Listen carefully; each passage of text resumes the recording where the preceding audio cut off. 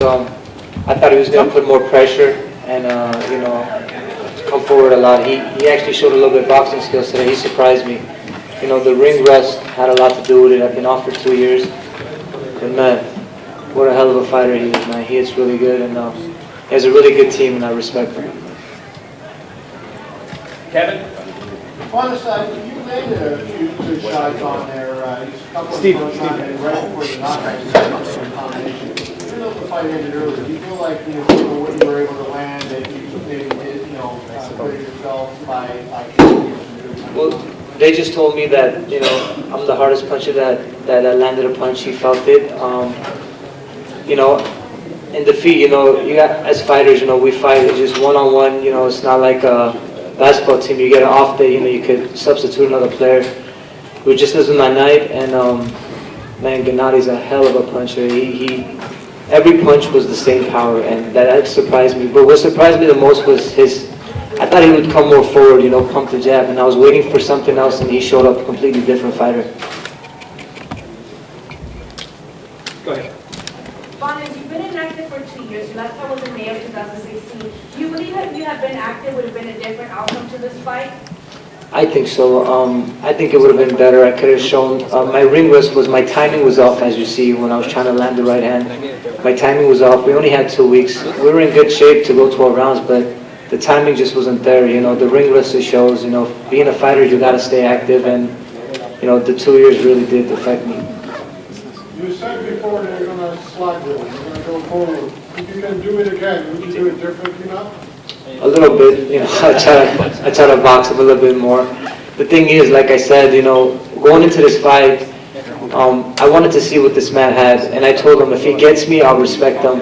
I'm a fighter, and if you ask me to fight him right now again, I'll fight him again.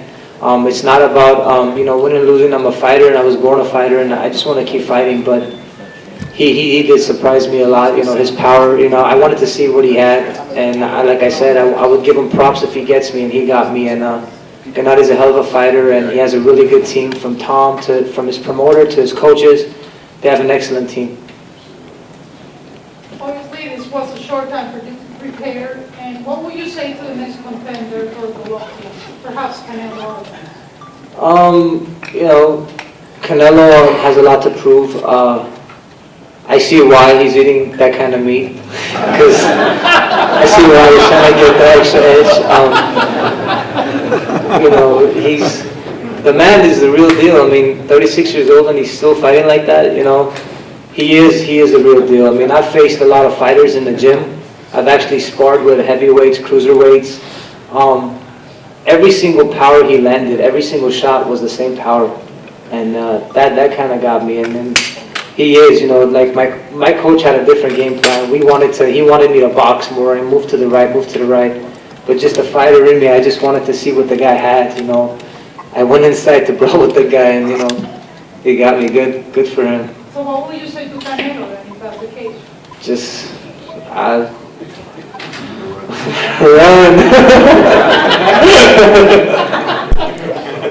Run, buddy, run. How good is Golovkin in comparison to all those other top-level fighters you fought? If you see, what surprised me honestly is people say the last 2 fights when he fought Danny and then when he fought Canelo, people were saying he's declining, and I said the guy still has the O on his record, so why would he be declining? As long as he doesn't have a loss on his record, he's not declining. Just because styles make fights, Danny came into the fight. I feel like those guys that came into the fight, like Canelo and Danny, I feel like they came to go 12 rounds. They didn't come to really win the fight. They just wanted to go 12 rounds to show the world they can go 12 rounds. Danny actually did a really good job. Canelo ran from Gennady. I think if Canelo stayed in front of Gennady, he would get knocked out cold. Gennady, like I said, I congratulated him. He told me, his team are telling me that he says that, I'm one of the hardest punches he's faced. And that guy hits like a train, and every single punch is like a train. You can't stop the guy. He's a machine, and he's really good. Edmund, did you evaluate Gennady the same way that Vanes did? Is he better than you thought he was? Yeah, definitely. Gennady has an amazing jab, and I was surprised today Vanes did good. In the first round he was staying away from the jab, and Gennady came in there aggressive, trying to take Vanes out, which was pretty smart, you know. Wanted to engage with him because he's the bigger guy in here. He's fought a lot of bigger men than Vanes, you know. Vanes is a 54-pounder. So, you know, I give Vanes a lot of credit. He should keep his head up. And Vanes naturally wants to engage. You know, I told him don't hook with this guy, but he wanted to, you know, stand there and bang some shots with him, and he got caught. But, you know, Gennady is a hell of a champion, and when I went to training camp to watch him train, I mean, the guy throws a jab as hard as people throw their right hand, you know. So the guy could punch, definitely. His jab touches people, they start thinking twice where they are, you know, in the ring. Who am I up against? Once that fighter feels that they're defeated already, and I see that he defeats people like that. But today, he didn't land a lot of jabs on Vanes, you know, in the first round. He wanted to come in there and make a statement. You know, he felt the stronger and bigger guy, and, you know, he used the skills. You know, he was tilted a little bit to stay away from Vanes's right hand, which is smart. You know, he didn't come so squared up, because Vanes's right hand, I mean, he's got a hell of a right cross. You know, he throws it very long. So again, he was smart enough to stay, you know, his left shoulder forward and stay away from that right hand, even though he got caught in the first round a few times and felt the shot. But, you know, it went his way. I think he's the bigger guy, and Vanes will be a hell of a champion at 154 if he learns from this. And when you said that, and just to follow up on that one thing, when you say, or he said, your plan was for Vanes to move a lot more.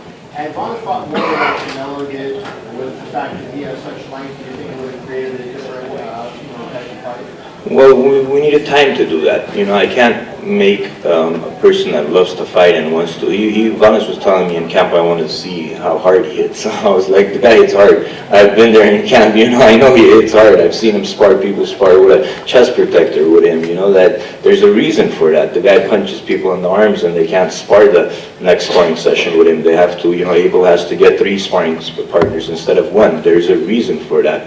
So, but, you know, as a fighter, he wanted to engage in there, and he did. He wanted to show with a short amount of time, you know, preparing, he could still show his courage and heart, you know, maybe. People will give him the credit, and he could be back on HBO, and he did that. I think Vanes showed his heart today. You know, I believe that he should keep his head up, and he did great. But of course, I would want him to box and move, and for us to have a chance, you know, to get a decision, for him to catch him in the later rounds, drop him, you know, see if Gennady is 36 years old and does slow down within the rounds. I wanted him to move. I said, don't get too excited. You caught him in the first round. Move and box, you know, a little bit. Use your legs. Vanes got great legs, but, you know, he's Armenian and hot-blooded, and I think when he gets hit, he wants to bang it out. So that's what happened. You know, I really have to commend Edmund and Vanes. You know, we were under the gun when we were on a very short time frame, and Don King called me, and there was no hesitation. He said Vanes wanted to fight. I have a relationship with Edmund from before, and I texted him. He said, yeah, Vanes is ready to go. He's been training. He was the favorite to beat Soleski, who just fought Danny Jacobs last week. So he had been in training camp. He had a couple fights fall out. Vanes was very hungry, and Gennady has more respect for the way Vanes fought, because he really fought. As Edmund hit it right on the head, there's a way, you know, to fight, and there's a way to survive. And we felt the last 2 opponents for Triple G, who went 12 rounds, really fought to survive. Very safety first, and, you know, Gennady respects what Vanes did in the ring. Vanes came out to fight, hit Gennady a few times in the first round, and, you know, he made it a fight. He made it an entertaining fight. You know, Vanes, I'm sure, could have ran for 12 rounds as well, and it would have been an unattractive fight that didn't capture anyone's attention, and this was an exciting fight, really fitting for Cinco de Mayo, for the fans out here at the Stub Up Center. Thank you, guys. Thank you, guys. And happy Cinco de Mayo to all the Filipinos. I had an amazing opponent, and we just went with 10 rounds, and I needed someone who could bring the best out of me. So I went 2 divisions up, and I got the former world champion, and I knew that she would just come for the belt, and she would give everything, and she was definitely a worthy opponent for this historical fight. So I'm just extremely happy and proud of both of us tonight. Questions? Cecilia. When she got the knockdown at the 6th, did you feel at all that that happened because you were fighting out of your style, being more aggressive, being on HBO in America for the first time, or were you fighting as good a fight as possible, she just got the shot? No, I think, she's very strong. She is bigger than me, and it was a good shot. And I don't want to take anything away from her. She's she fought a great fight, and she definitely studied me a lot. And I got back on my feet, and I finished the fight. I think I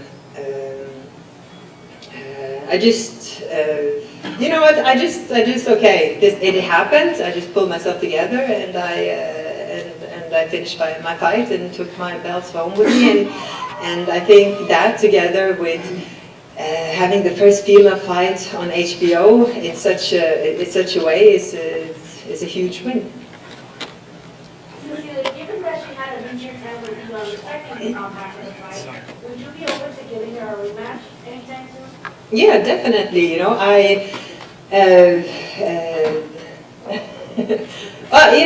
Jonathan is not. He doesn't mean it was such a close fight, and I have to see the fight, of course. But if that is something of interest, I would definitely do that, and I will have Jonathan maybe fly in a little bit earlier than next time. So I think, yeah, for sure, if that is something of interest, absolutely. You mentioned she was a champion at middleweight. Do you really kind of feel her size in there? Was she one of the biggest opponents you faced? Yeah, for sure, definitely, yeah. But that's why I picked her, because in my weight division, I am the number one, and I pretty much have beaten all of the competitive girls, and that's what needed to really bring a competitive fight and to show my best in coming to America and taking on a strong American girl. It just tickled all of my senses, and everything just delivered. The arena, the atmosphere, it was amazing, absolutely thrilling. I have to interject something on Cecilia's behalf.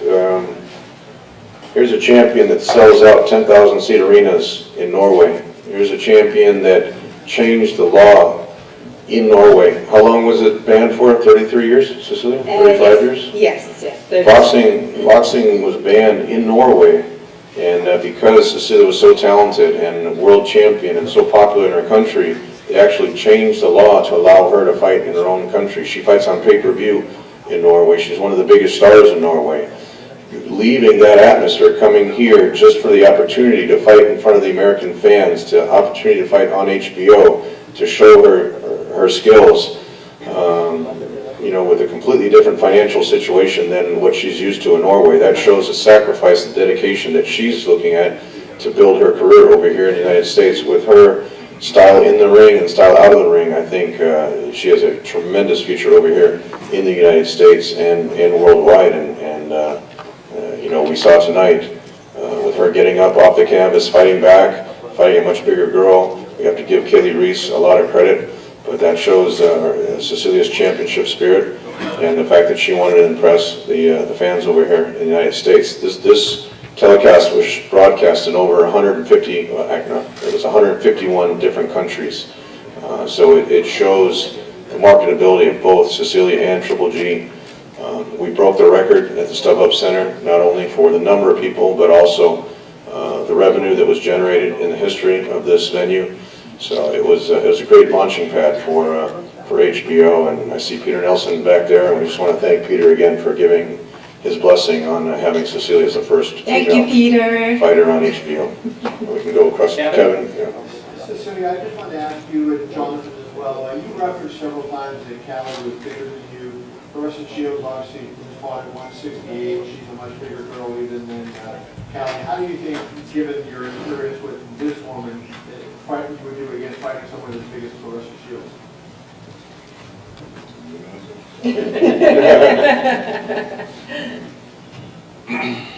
Well,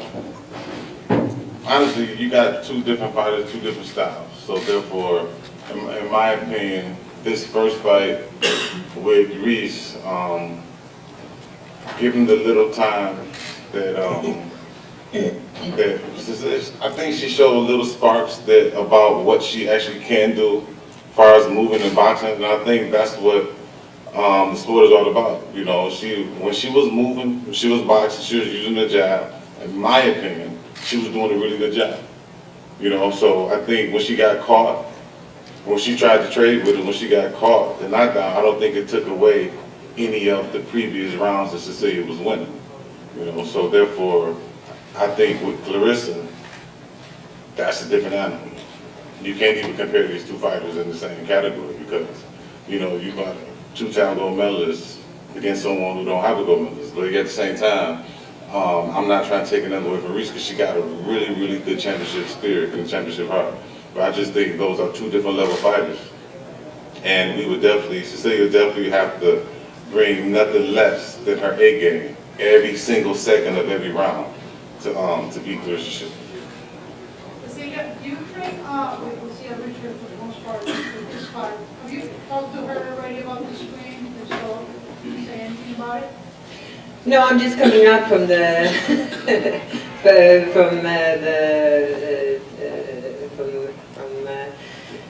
the water. Yeah. So paperwork and no, I haven't got that far. The second question is like, well, you're from Colombia. Have you ever think about bringing this whole boxing talent show over there in South America and Kyrgyzstan? I would love to do that. I want to fight everywhere, anywhere, on the biggest arena, on the biggest TV channels. I just want to box. I love this and new challenges and just really see how far it can take me and how good I can be in a ring and you know what, I just have to see what opportunity is coming up, but for me, there's anything is possible. Dan? Cecilia, congratulations for that. Thank you. I was wondering if you could just explain what happened in the time of your training situation, where Lucia was maybe in camp with you all during the week and after obviously in your quarter. Well, you know, me and Jonathan has worked together for a long time, and the first weeks he couldn't be here, unfortunately, because he was in Europe. So so Lucia was so wonderful, kind that she stepped in. But at the fight night, my gut feeling was that I needed somebody who knew me and could take me, you know, if anything should happen, so could be there and just and somebody who knew me, you know, and I think it was the right decision, and I think I always listen to my gut feeling, and as a fighter, as you know, you are up in the ring, you know, it's your health, it's you are alone there, you know, you have to trust yourself, you have to trust your gut feeling, and my gut feeling this time was that I needed to have Jonathan with me fight night. So just quickly, then, how was Lucia's reaction to that? And Jonathan, what do you think when you got the call? No, Lucia is absolutely fine with that. She is an amazing person, so she understood the whole situation, and she stepped in a very short time for a couple of weeks, and so she's been a fighter herself. She knows this game. I can't say I was knocked off my feet then, because I mean, me and Cecilia, it's not like we lost contact. She was talking to me, and she was telling me maybe almost a week ago when I was still in, I believe I was in Germany. She said, "This feels so weird. I don't know how I'm gonna feel if I don't have you in the corner." And she was saying that, and I'm like, okay, maybe she will request it, maybe not. I didn't know. And when I got a call saying that definitely, I want you to, like, look, whatever you got to do, if you're not busy, I need you, I would like you in the corner. I said, of course, because it's not like we didn't have no camaraderie before. I mean, we had a good thing going. and we still have it going. So, and I think in sports, the hardest thing to find is that one to take another one to the next level. You know? Played like last night? No, this morning. Yeah, like this morning. So, but you know, like, but when I guess when duty calls, you know, that's what it's all about. You know what? He came. I needed him, and he came, and that's the only thing that matters. We call him the savior of Cinco de Mayo. That, you know, it was really on Gennady's insistence that just because Canelo was suspended, there's no reason why he couldn't fight. This is definitely, in my 26 years of boxing, this is definitely the hardest and most challenging promotion that I've ever been involved with. Changing the venue twice, actually 3 times. The television platform, going through numerous opponents, but we pulled it off. You know, I had a strong support team outside the ring. Triple G has his team in the training camp, and he did his job inside the ring. And I know he's got a tremendous amount of respect for Vanes, the way he fought, the way he carried himself throughout the whole promotion. I made a point during the promotion that it's very rare to see a champion going to the challenger's gym.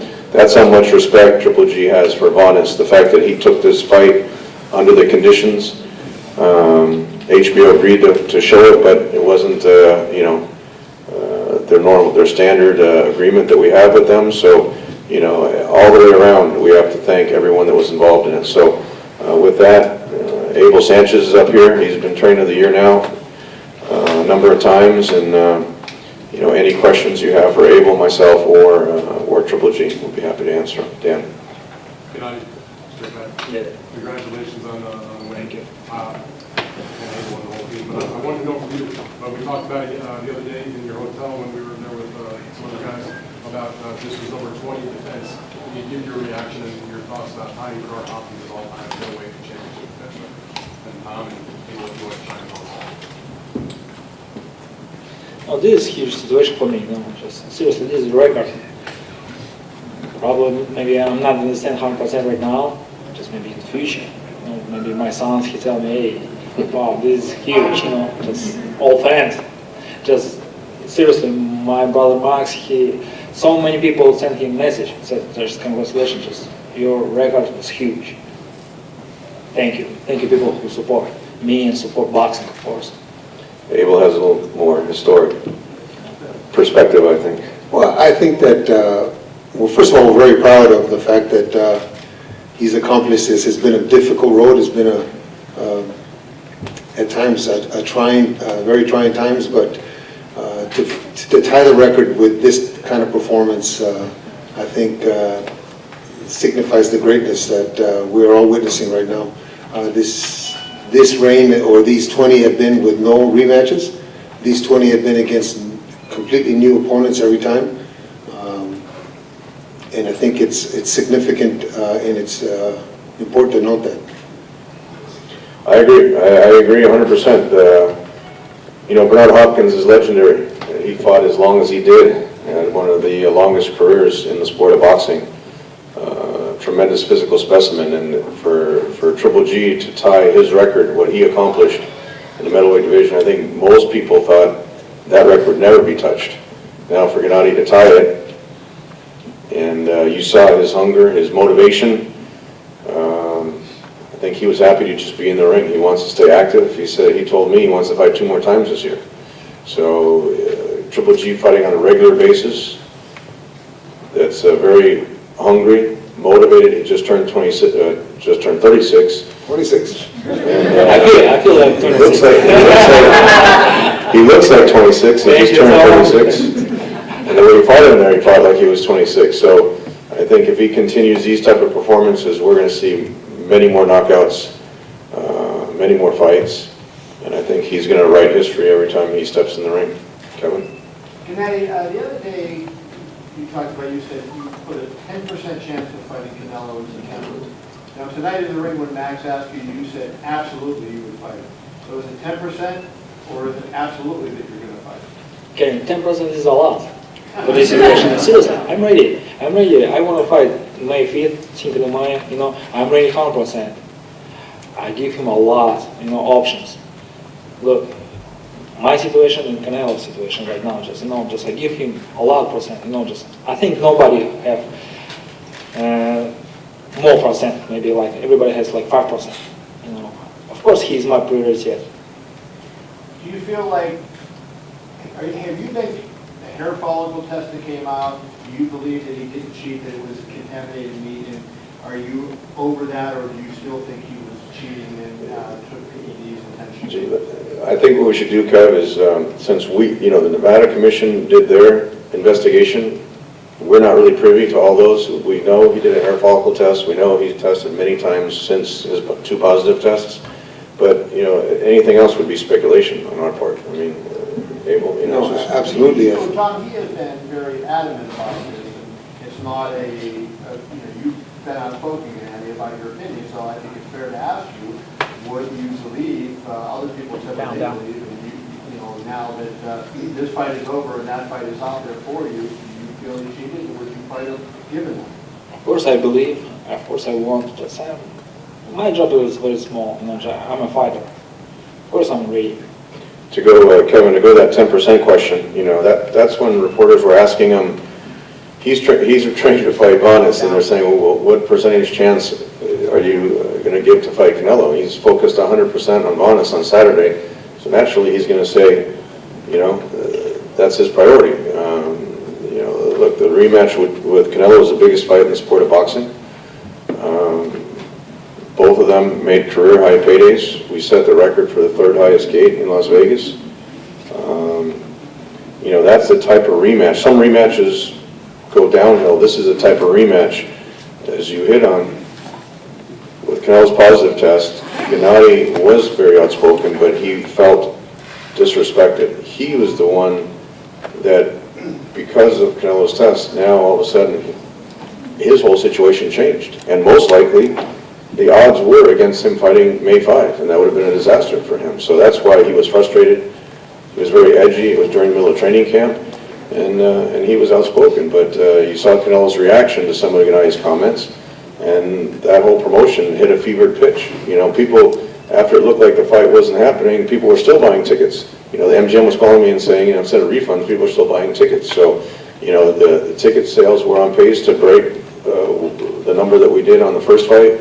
Pay-per-views, interest, HBO said it was a much higher interest level than the first fight. And then we think if that fight happens, it's not a guarantee, but if that fight happens, it'll be a much bigger fight even than the second fight, especially if Canelo decides to fight in the second fight, like Abel said. Just to add one more thing, ask a question. Derevchenko's situation, the IBF belt, can you address fighting him as opposed to Canelo, because you may lose your IBF belt if you don't fight him? I think that's another question for the promoter. We filed, the IBF granted our request for exception it was specifically to fight a non-sanctioned opponent. Vanes wasn't in the ratings, but Derevchenko is not in any other ratings either. He's in the IBF ratings, but not in the WBC, WBA ratings. And Vanes was number 1 in the WBC, so they granted our exception with conditions. Some of the conditions need clarifying, so Pat English on Triple G's behalf filed an appeal of that, not of the ruling that they granted for him, but of the conditions. We need to clarify the conditions because some of the conditions actually go against their existing rules. So once we get the response from the IBF, then we'll see what happens with that. I mean, Gennady is proud of all of his titles. He doesn't want to lose the IBF title. He worked hard to gain all the titles. We'll see what happens with Canelo. We'll see what happens with the IBF. And then we'll probably have a better answer within the next week or 2 weeks once the IBF answers that appeal. And then once we see how the discussions with Canelo goes. Gennady, over here. So with the results tonight, the impact that you had on the ring and everything, is that the message that you're trying to send to Canelo? If eventually one of those 2 fights that you want to fight this year is with him, is that the message that we're learning from you tonight? No. It's my job, it's my job. No. So you're not sending sending a message to Canelo? No, because if I send him message, I know he'll fight in September. Esta pregunta es por favor para Bel, y si le puedes preguntar a Golovkin y traducir. Creo que lo más importante para ustedes era no perder el entrenamiento, seguir con el ritmo rumbo a lo que esperamos todos, esa revancha. ¿Qué significa para ustedes haber peleado y no perder ese ritmo como equipo? Gee, it was very important for us not to lose the training that you were doing. It was very important for you to fight and do this for the fans. What do you think you gained by fighting tonight? First of all, I want to tell congratulations all people, Mexican people like Cinco de Mayo, to a huge day, seriously. Like boxing fans, I come back, just I bring my career records back, just people love it, this situation, it's more interesting right now. This is first step. Sometimes, yeah, I understand. Maybe Vanessa is not world class. No, everybody wants second fight, second step. Of course I want to. It's very important for me and for boxing people, for everything. I'm ready. Just let's do it, September. Y tú, a ver, por favor, por respuesta, si eres amable. No, era muy importante no perder lo que ya tenemos un mes, casi 5 semanas en entrenamiento. Era importante para que pudiésemos pelear 3 veces este año. Si no peleamos el 5 de mayo, entonces ya vamos a pelear a lo mejor más 2. Si esperamos a que otros o la carrera de otros nos controlen nuestra carrera, entonces no pelear más que una vez al año, y eso es lo que no él lo quiere. Golovkin, according to Vanes, he said that your team told him he was the hardest puncher you faced. How do you compare his punches compared to your other opponents? Everybody's strong. This is boxing, come on.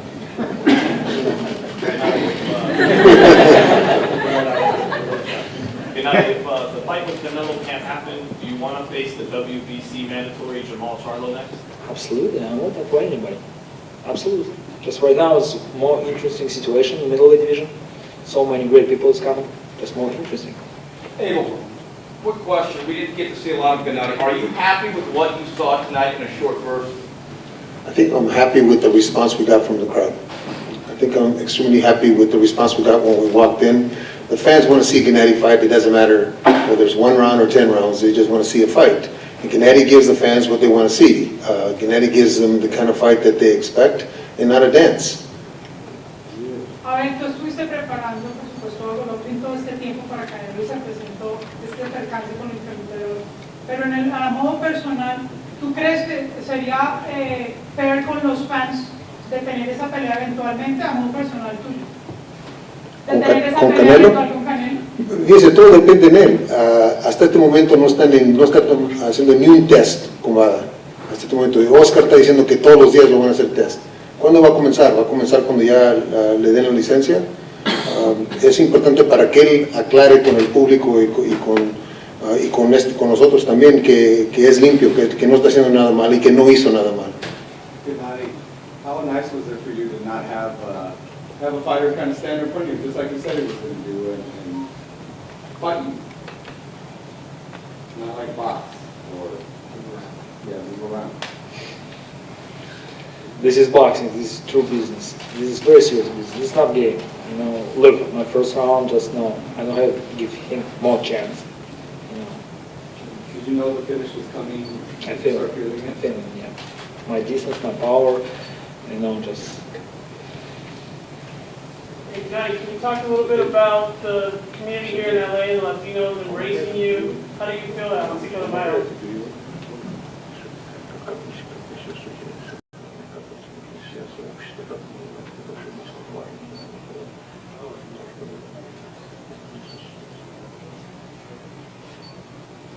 It's very important. This is my family, just my team stay with me, my team support boxing, It's a big gift, I think, to people. If I don't come into this fight, just, we'll lose a lot of time. Just maybe, hopefully, we'll come back only in September. It's not 100%, Just, I want to stay at TVT. Just thank you very much, my team. people who support boxing, just, this is not bad day today. Gennady, you said that Mike possibly might fight in September. Tom, there's also talk about possibly taking Gennady to fight in Japan. Can you talk a little bit about that? Well, I think there's a lot of opportunities for Gennady. Murata's one of those guys who's really blazing a trail, selling out arenas in Japan, getting tremendous ratings on television in Japan. He's the WBA mandatory, and that would be a great fight as well. I think there's a lot of different options. I think, as Gennady said, the biggest fight is with Canelo, but now it seems like the middleweight division is opened up, and it actually seems that these guys want to fight Triple G. Before they would scatter for the hills, and just touching on the support here from the Los Angeles community and the Hispanic community. I mean, Triple G is a resident of Los Angeles now. Both of his daughter was just born here recently in Los Angeles, and his son plays hockey here in Los Angeles. So he embraces the welcome.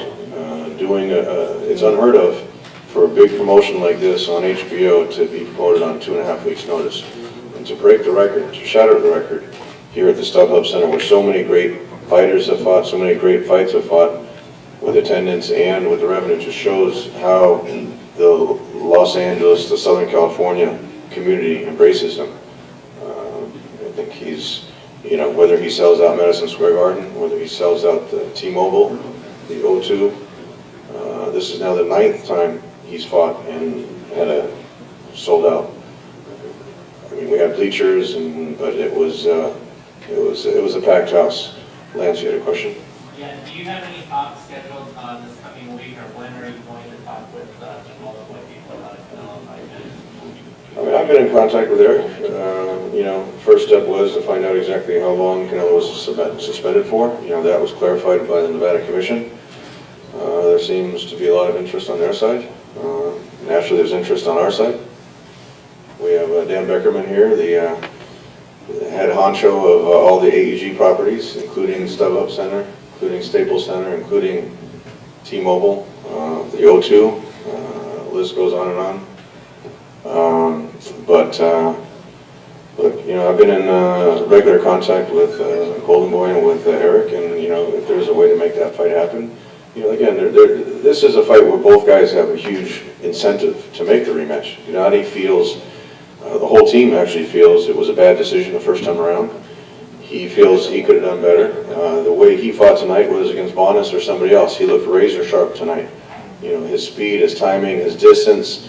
I think we didn't necessarily see that exact sharpness against either Jacobs or Canelo, and a lot of it had to do with the style of them wanting to, basically survive more than actually fight. But at the same time, Gennady's been in there with other boxers that have moved a lot and looked very dominant and impressive, just like he did against Canelo.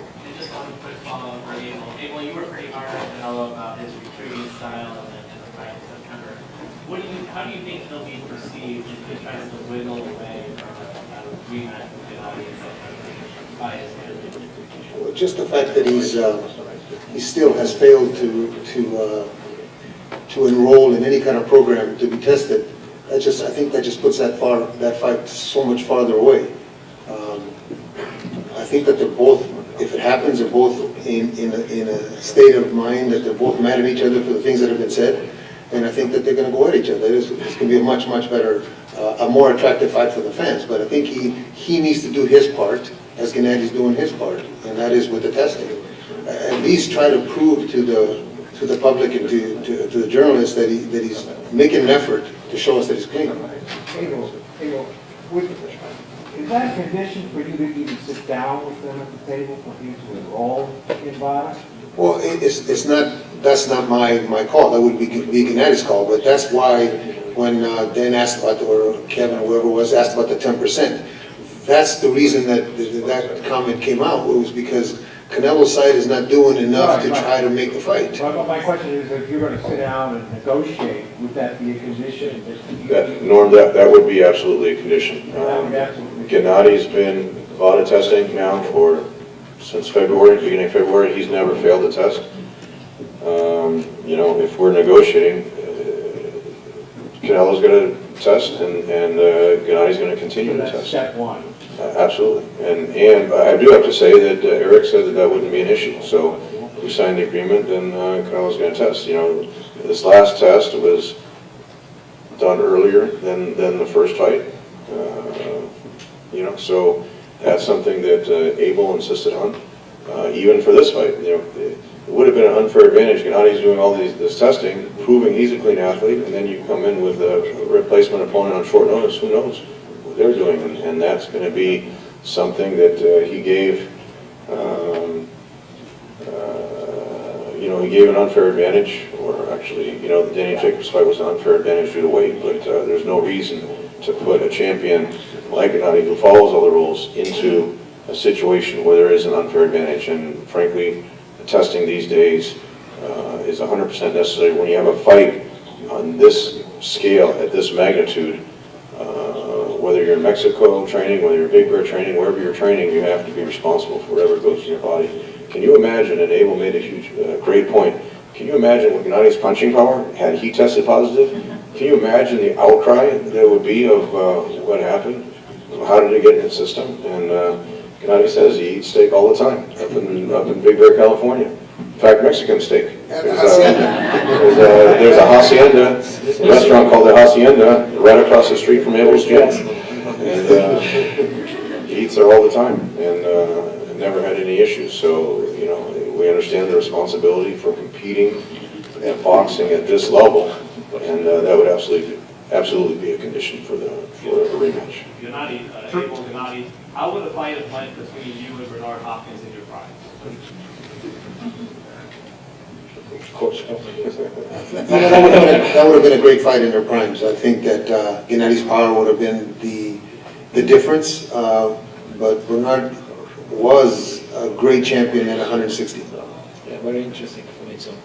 Gennady, I want to say what you did walking in the ring was exceptionally classy, greeting your fans and your long entrance.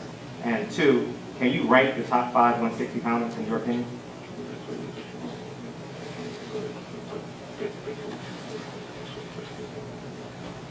It's hard for me.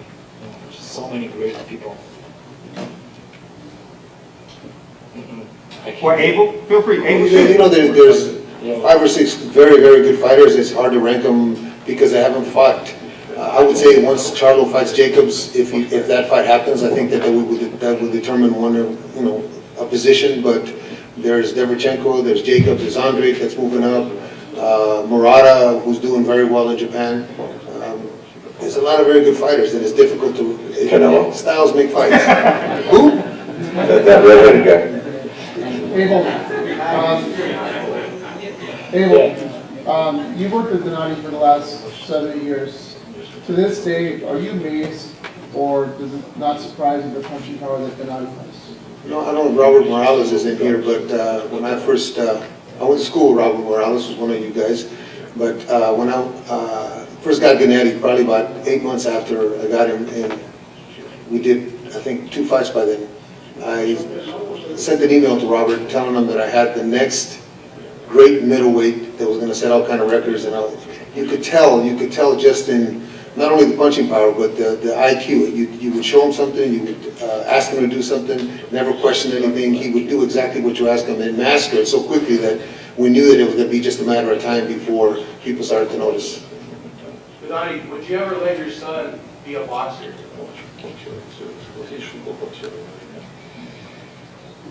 He has different life. My nerves. Okay. It's my nerves like Of course, I get it. Golovkin, throughout your career, you've expressed a lot of comments about going after the belts. If Canelo's not really bought it, would you rather go after him based on his unified division, or would you still pursue Canelo? What's better for me, for my team? I check.